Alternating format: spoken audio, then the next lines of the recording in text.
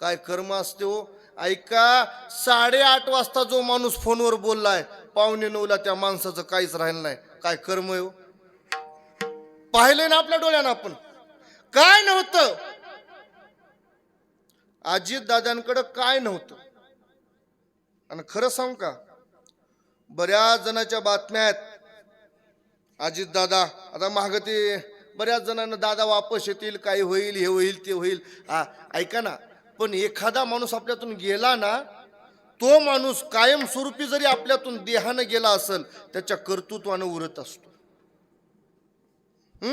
काय नव्हतं दादांकडं, महाराष्ट्राची पूर्ण सत्ता त्यांच्या हातात होती.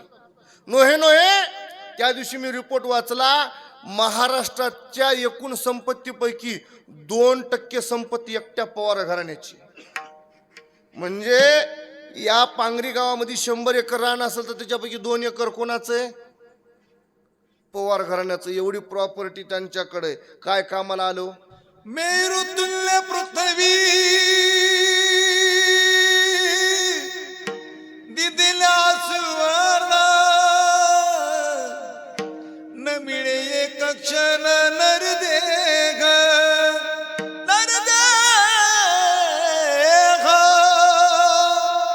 न मिळे एक क्षण नरदेह. कितीही पैसा दिला तर एक क्षण सुद्धा आयुष्य तुम्हाला वाढून मिळणार नाही.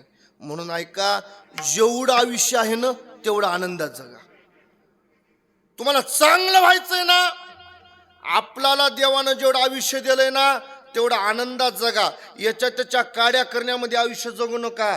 याच्या त्याच्या काड्या करण्यामध्ये जर आयुष्य जगाल तर शेवटला तुमच्या काड्या सुद्धा सापडणार नाही. म्हणून जीवन चांगलं जगा. आनंद या जीवनाचा सुगंधा परीदर वळावा. पाण्यातील सूर जैसा ओठातून उगलावा. आनंद या जीवनाचा सुगंधा परीदरी वळावा. किती आनंदी आनंद, किती आनंदी आनंद या झोपडीत माझ्या, या झोपडीत माझ्या. आनंदात जगायचंय ना. ऐका, आनंद माणसाला फक्त शोधता आला पाहिजे. आनंद प्रत्येक ठिकाणी आहे.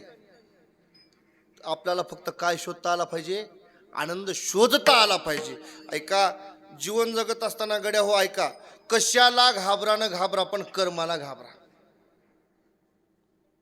कशालाच घाबरू नका, पण कर्माला घाबरा. आणि जर तुम्ही बाकी कशाला घाबरला तर कर्माला जर घाबरला नाहीत, एक दिवस अशी गती येईल, त्या दिवशी आपल्याला पश्चाताप होईल. आपण जीवन माणूस म्हणून जगलोत का जनावर म्हणून जगलोत? एक दिवस अशी गती येईल. म्हणून कर्माला घाबरा, कर्म चांगले करा. कर्म फेडायसाठी आपण इथं आलोत. आपल्याला यावावंच लागतंय. हा विषय चालू होता, बरोबर ना? आणि संत येत असतात येथे उपकारासाठी.